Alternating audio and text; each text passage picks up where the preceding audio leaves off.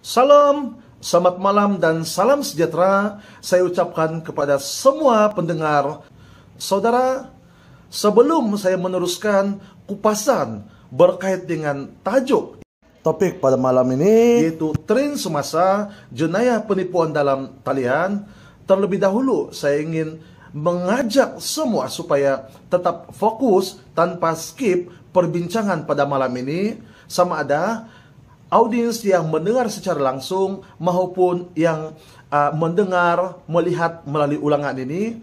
Saya minta tolong untuk terus fokus karena ianya amat-amat penting untuk kita pahami, baik sebagai hamba Tuhan maupun orang biasa.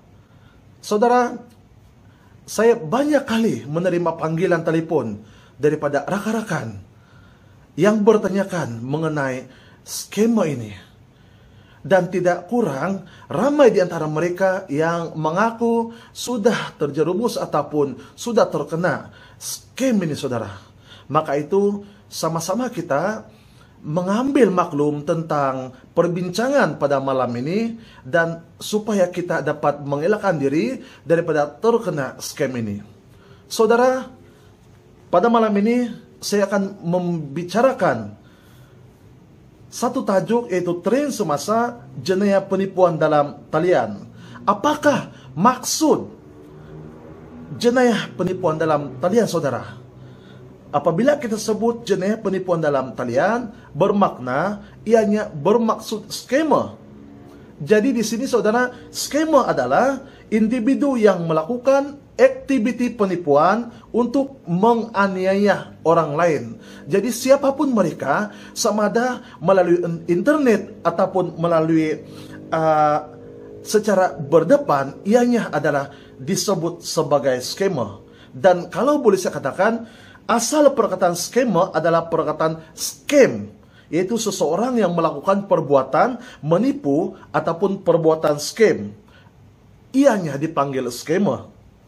Dan jenayah penipuan dalam talian turut merekodkan kes yang agak tinggi di dalam negara kita, Malaysia. Kalau kita lihat sepanjang tahun 2020 hingga Mei 2022, didapati sebanyak 71.833 kes jenayah komersial sudah disiasat oleh pihak polis dengan kerugian lebih daripada RM5.2 bilion, saudara.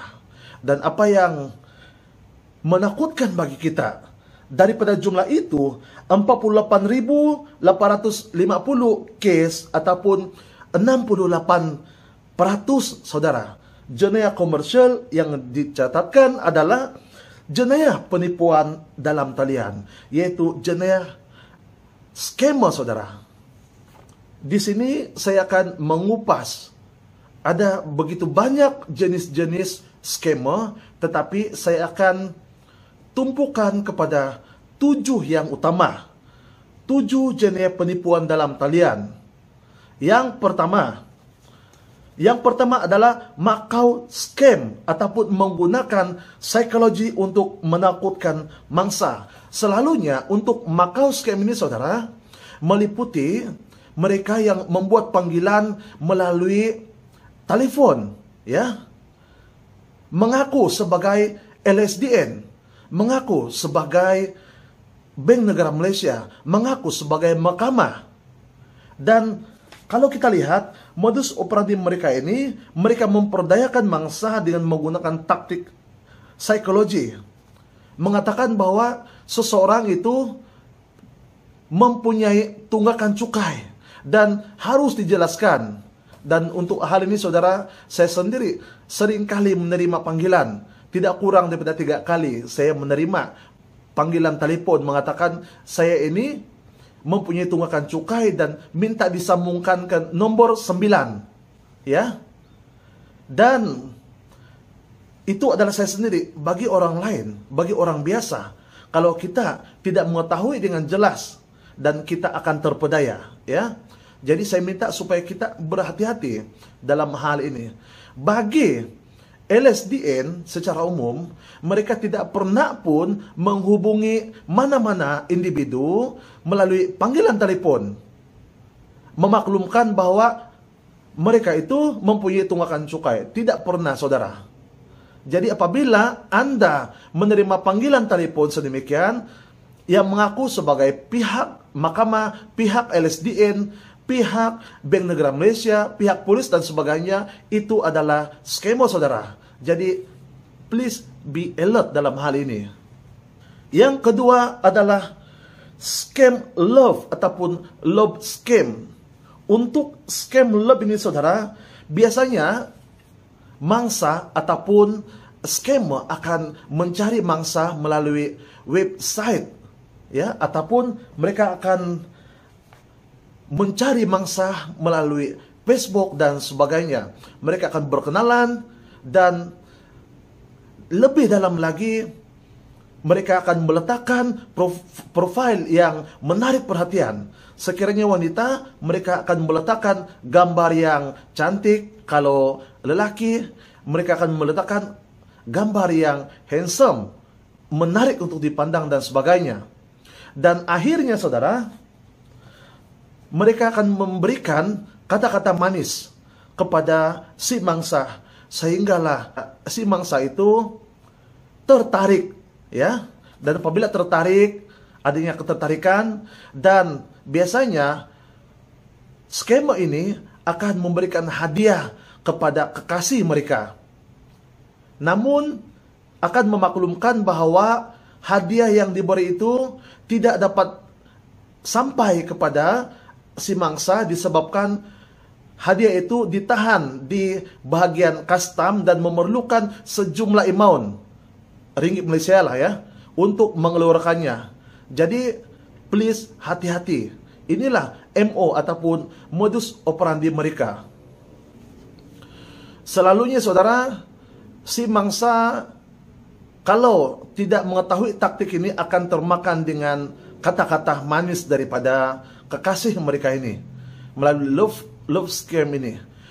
Mereka mengatakan sudah mengantar ribuan ringgit ataupun satu bentuk hadiah yang bernilai puluhan USD dolar, ya. Jadi pihak skema ini akan meminta si mangsa untuk memasukkan duit dalam satu account sebagai satu proses untuk mengeluarkan hadiah tersebut. Jadi, saudara, mari berhati-hati. Asal saja menyentuh berkait dengan perkara ini, ia adalah satu bentuk scam ataupun penipuan, ya.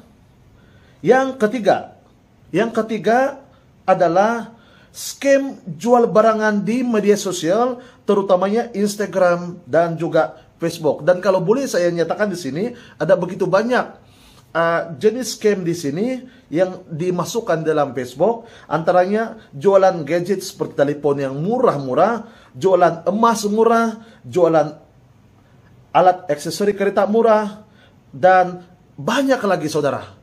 Mereka akan iklankan di dalam media sosial seperti Instagram dan Facebook, ya. Jadi untuk menarik perhatian orang ramai, ya. Kadang-kadang juga alat aksesori kereta seperti leader, kerusi dan sebagainya diiklankan di sana, ya. Jadi please hati-hati. Modus operandi skema ini ialah mereka akan listkan sesuatu barangan yang jauh lebih murah daripada harga di pasaran, ya. Jadi selalunya apabila ada orang yang akan menghubungi satu nomor telepon itu dan akan dilayan dan diberitahu tentang harga, dan selalunya bagi pihak ataupun mangsa yang tertipu ini, mereka tidak menyelidiki dengan teliti, ya. Mereka terus memasukkan duit di dalam tanpa memeriksa dengan lebih teliti, dan mereka hanya sedar dijadikan sebagai mangsa ataupun telah ditipu apabila mengetahui bahwa barangan itu tidak pernah sampai kepada mereka. Saudara, ini adalah salah satu jenis scam yang banyak berlaku di Malaysia pada ketika ini. Seterusnya, yang keempat ialah scam penipuan pinjaman. Scam penipuan pinjaman. Untuk scam ini, selalunya mereka akan menawarkan pinjaman yang mudah, ya, di dalam internet, ya. kadang-kadang juga di dalam Facebook dan sebagainya. Tapi selalunya di dalam internet lah. Dan di situ ada satu link yang meminta supaya sesiapa yang berminat itu boleh mengisi seperti butiran pribadi, meminta gambar kad pengenalan dan sebagainya. Ya, dan itulah modus operandi mereka. Akhirnya, skema akan mengugut mangsa untuk menyebarkan gambar kad pengenalan. Kononnya, seseorang itu ada pinjaman ataupun ada hutang yang tidak dibayar. Sedangkan sebenarnya mangsa itu telah mengisi link yang diberi, ya, mengisi link yang diberikan itu untuk mendapatkan pinjaman. Dalam hal ini saya beberapa kali menerima panggilan juga daripada rekan-rekan saya mengatakan mereka sudah terjerumus dalam hal ini. Mereka mau mendapatkan pinjaman dengan mudah dan mengisi link yang diberi. Akhirnya sendiri yang kena scam. Dan yang lebih malang lagi, IC mereka ini dimasukkan di dalam internet ataupun di dalam media sosial mengatakan bahwa orang ini telah menipu dan sebagainya, ya. Jadi please berhati-hati di dalam hal ini. Yang kelima, saudara, jenis scam yang kelima ataupun jenis penipuan dalam talian yang kelima ialah scam penipuan kemenangan peraduan melalui SMS ataupun WhatsApp. Selalunya untuk case ini banyak berlaku, ya. Dan boleh katakan hampir semua orang pernah ada pengalaman menerima SMS mengatakan bahwa kita ini ataupun saya ini ataupun saudara-saudari telah memenangi peraduan Powerroot ataupun peraduan sale, peraduan Shopee, peraduan Lazada, peraduan Petronas sebanyak Rp50.000. Dan untuk menebus kemenangan ini, sila hubungi nombor yang tertera di bawah ini. Ya, ini modus operandi yang mereka gunakan oleh skema-skema ini. Dan mereka ataupun pihak skema ini menghantar secara rambang kepada orang ramai, ya. Saya banyak kali juga menerima dan kita tidak perlu layan hal-hal yang sebegini. Sebaliknya terus padam ataupun terus blok, ya. Selalunya mereka akan hantar. Kalau dulu mereka hantar melalui SMS, tapi kalau sekarang sebab sudah ada penggunaan WhatsApp dan mereka beralih pada WhatsApp menghantar makluman tentang kemenangan ini melalui WhatsApp pada kita. Jadi bagi mereka yang membuat meresponi WhatsApp yang dihantar oleh skema itu dan mereka akan terkena skema. Selalunya setelah orang-orang itu menghubungi nomor talian yang dipaparkan dan pihak skema itu akan meminta butiran pribadi, ya, dan juga meminta sejumlah amount bayaran lagi kepada kita, ya, untuk tujuan pengoposan ataupun untuk tujuan melepaskan hadiah daripada peraduan tersebut. Jadi saya meminta kepada semua kita supaya berhati-hati untuk jenis skema yang kelima ini. Dan skema yang keenam ataupun jenis skema yang keenam adalah skema penipuan pelaburan. Saudara, bagi skema ini, skema akan menggunakan aplikasi, ya, seperti internet, Telegram yang menyatakan tentang sesuatu pelaburan yang begitu menguntungkan, ya. Tetapi memerlukan kita melabur dengan sejumlah amount. Contohnya dalam Rp500 ataupun Rp1.000 ataupun Rp3.000, ya. Dan modus operandi, mereka akan meminta mangsa mendepositkan sejumlah amount sebagai permulaan. Dan selalunya bagi first game itu ataupun permulaan itu, pihak skema akan memberikan kemenangan yang mudah kepada si mangsa, ya. Jadi apabila seseorang itu telah memenangi, maka akan menimbulkan satu kepercayaan yang besar di dalam diri dia bahwa, wah, kalau saya mau bagi deposit yang lebih besar lagi, pastinya saya akan mendapatkan jumlah ataupun amount yang lebih besar lagi. Ya, jadi itulah yang berlaku kepada seseorang yang sudah terlibat di dalam penipuan ini, dan mereka tidak sadar yang mereka di-scam sebenarnya, dan mendepositkan jumlah duit yang banyak, sanggup membuat pinjaman untuk tujuan membuat peleburan ini, yang akhirnya mereka akan rasa ditipu ataupun mengetahui mereka ditipu apabila duit tersebut tidak dapat dikembalikan lagi atas pelbagai alasan, ya. Jadi ini pun banyak berlaku di dalam negara kita sekarang, dan bukan saja sebagai hamba Tuhan, tetapi orang biasa juga, dan tanpa mengira pangkat sama ada berpendidikan ataupun tidak, ramai yang terkena dengan scam jenis ini. Mereka yang rambang mata, mereka yang cepat melihat keuntungan yang banyak tanpa menyelidiki terlebih dahulu, ya, sanggup membuat pinjaman dan melabur, akhirnya mereka terperangkap, ya.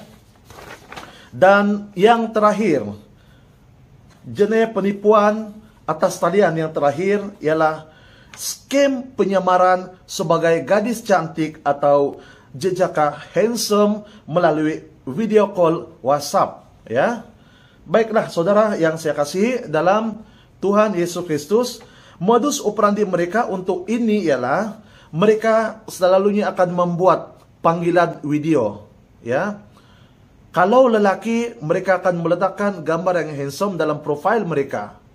Kalau perempuan, mereka akan meletakkan gambar yang cantik di dalam profil mereka. Dan selalunya mereka akan menutup kamera, tetapi coba melayan orang-orang yang mereka scam itu melalui kata-kata yang lucu, sehingga si mangsa, sama ada lelaki ataupun perempuan yang terpedaya itu, akan terus mengikuti apa yang diminta oleh si skema ini.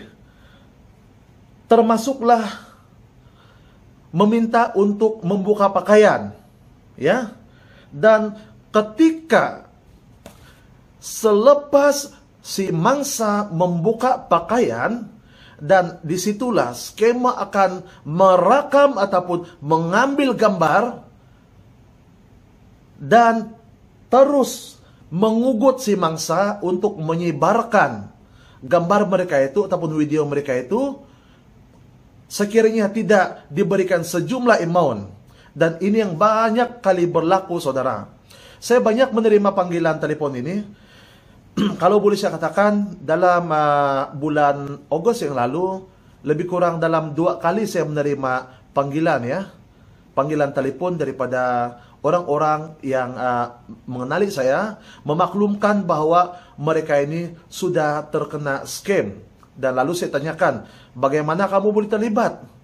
Tiba-tiba ada orang yang menghubungi saya dengan suara yang begitu ayu dan gambar profil yang cantik, dan meminta saya untuk membuka pakaian. Saya pun tidak tahu macam mana, saya pun terus membuka pakaian. Akhirnya singkat cerita, dia WhatsApp kepada saya gambar bogel saya itu, gambar saya tidak berpakaian itu, dan mengugut saya untuk menyebarkan gambar itu sekiranya saya tidak memberikan sejumlah amount.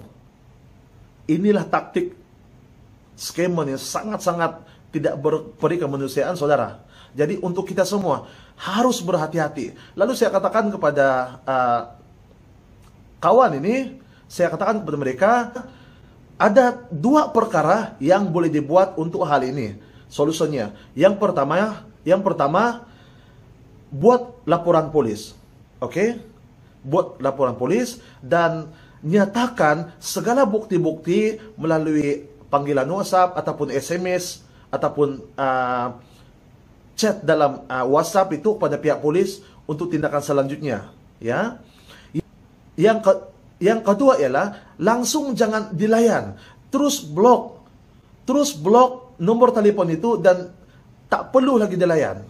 Sebab saudara, setiap kali selagi kita melayan ataupun meresponi panggilan ataupun WhatsApp, pesanan ringkas daripada skema ini, maka dia akan terus mengugut kita.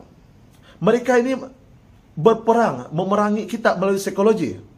Sudahlah, si mangsa itu sudah tersilap langkah. Dan kalau dia masih belum sadar, ya, mereka sudah dikuasai oleh skema itu. Dan sudah pastinya mereka akan menyerahkan ataupun memberikan sejumlah amount duit kepada si skema itu, ya. Jadi alangkah sayangnya ataupun ruginya duit itu. Tetapi kalau mereka tidak memberikan respon, mereka tidak boleh buat apa-apa. Mereka tak boleh buat apa-apa pun, ya. Jadi itu yang saya berikan nasihat kepada rakan-rakan yang pernah menghubungi saya ini, saudara. Oleh itu, saudara, saya menasihatkan kepada Anda di luar sana, siapapun Anda,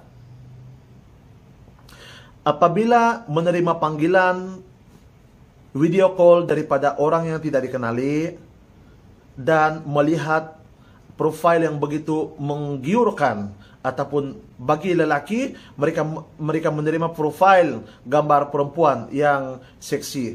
Bagi perempuan, mereka menerima panggilan video call yang tertera gambar profil lelaki yang seksi dan sebagainya. Please jangan terima. Jangan sesekali terima panggilan itu. Terus tutup. Karena kalau diterima, lebih-lebih lagi apabila kita sudah membuka panggilan video itu, mereka akan merekam, ya. Mereka ini pandai, saudara, sama ada mereka sudah mendapatkan kita dalam keadaan yang tidak berpakaian, ataupun bagaimana kemungkinan besar mereka ada aplikasi yang boleh menelanjangi. Mereka ada aplikasi yang boleh digunakan sehingga gambar kita itu keadaan seperti telanjang, dan itu juga akan mengaibkan bagi mangsa itu. Jadi demikian, ya, 7 jenis penipuan di dalam internet, saudara. Dan saya ingin berbincang kepada kita semua, kesan ataupun akibat menjadi mangsa jenis penipuan dalam talian. Saya listkan di sini ada 4 kesan utama. Yang pertama ialah memberi impak yang negatif kepada ekonomi negara. Saya tidak akan urai secara panjang lebar, tetapi yang pasti, dan saya percaya kita memahami perkara ini. Yang kedua, menjadi pencetus kepada masalah sosial secara umum. Yang ketiga, mendatangkan masalah kepada individu ataupun keluarga dari aspek keuangan, ya. Apabila mereka sudah membuat pinjaman bank dan sebagainya, pinjaman alung dan sebagainya, akhirnya mereka melabur dan mendepositkan itu pada peleburan tersebut dan mereka rugi, ya. Jadi memberikan kesan kepada keluarga serta kepada keluarga dari segi aspek keuangan, ya. Yang keempat dan terakhir, turut menjejaskan kesehatan mental serta emosi mereka yang terlibat secara khasnya, saudara.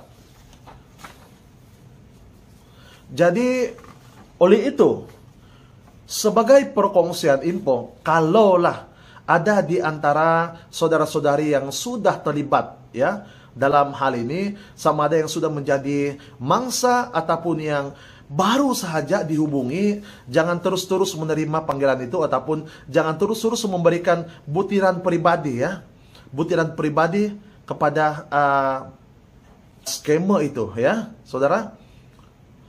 Tetapi ada satu info, perkongsian info yang saya mau berikan. Kalau Anda menerima panggilan yang mencurigakan, yang meminta untuk memindahkan uang dan seumpamanya, sila buat semakan pengesahan melalui laman sesawang. Nanti akan diberikan di dalam description ini, ya. http://ccid.rmp.gov.my/ Semak Mule atau ya, ataupun turun aplikasi Semak Mule CCID, atau boleh juga menghubungi CCID Scam Response Center di talian 03 2610 1559, 03 2610 1599, ataupun WhatsApp terus ke CCID info line di talian 013 211 1222. Ya saudara, jadi dalam hal ini sekiranya ada di antara kita yang mengalami hal tersebut, dan boleh simak dahulu ya. Aplikasi ini dibangunkan oleh Polis Diraja Malaysia melalui Jabatan Siasatan Jenayah Komersial ya. Dan selalunya pihak polis akan buat siasatan di bawah Section 420 Kanun Keseksaan dan juga Akta Komputer 1997. Jadi sebagai kesimpulan daripada perbincangan ini, sekali lagi saya mendorong kepada semua pendengar bicara sabda ini supaya terus berhati-hati dan jangan sesekali terpedaya dengan jenayah penipuan atas talian. Ada begitu banyak jenis scam yang berlaku saudara, tetapi ingat satu perkara, yaitu anggap itu adalah satu scam ataupun bentuk penipuan. Dan jangan panik apabila menerima panggilan daripada seseorang yang mengatakan kita ini ada hutang dan sebagainya. Tetapi letak dahulu telepon dan minta nasihat daripada orang-orang yang berpengalaman ya. Kalau ada saudara polis ataupun kalau ada orang-orang yang mengetahui tentang scam ini, minta nasihat kepada mereka ya. Ada juga pengalaman-pengalaman yang dikongsi oleh rakan-rakan kepada saya, di mana makcik ini menerima panggilan memaklumkan bahwa dia itu ada pinjaman hutang ya, hutang dan harus dibayar, kalau tidak akan di blacklist ya. Dan tidak sedar ditipu. Tetapi apabila dia diminta untuk memberikan nomor IC, di situ dia tidak dapat menemui IC dia itu. Dan dia sedang mencari IC itu sampai telepon itu tertutup. Ya, tertutup. Dan dia pergi ke jiran sebelah dan meminta bantuan dan bertanya. Dan jiran sebelah itu maklumkan itu adalah salah satu bentuk penipuan. Barulah dia saudara-saudara. Bayangkan makcik ini kalau dia tidak mengetahui ataupun kalau dia jumpa terus IC dia itu, dia terus bagi kepada orang itu, apa akan berlaku? Dia sudah memberikan butiran IC dia kepada si skema ini saudara. Jadi sekali lagi saya mau tekankan di sini saudara, jangan sesekali percaya dengan sesuatu yang menarik minat kita ataupun sesuatu yang murah di dalam media sosial. Tetapi buat penyelidikan terlebih dahulu supaya kita tidak terjebak di dalam aktiviti ataupun di dalam skema ini. Dan sama-samalah kita memaklumkan kepada ahli keluarga kita, anak-anak kita, dan juga rakan-rakan kita yang lain, sahabat-sahabat yang lain, supaya mereka juga dapat bersiap sedia dan berhati-hati pada bila-bila masa. Dan akhir kata, saya berharap supaya sedikit perkongsian saya ini dapat memberikan pencerahan kepada audiens ataupun para pendengar di luar sana supaya dapat berhati-hati di dalam setiap aspek kehidupan kita. Terima kasih.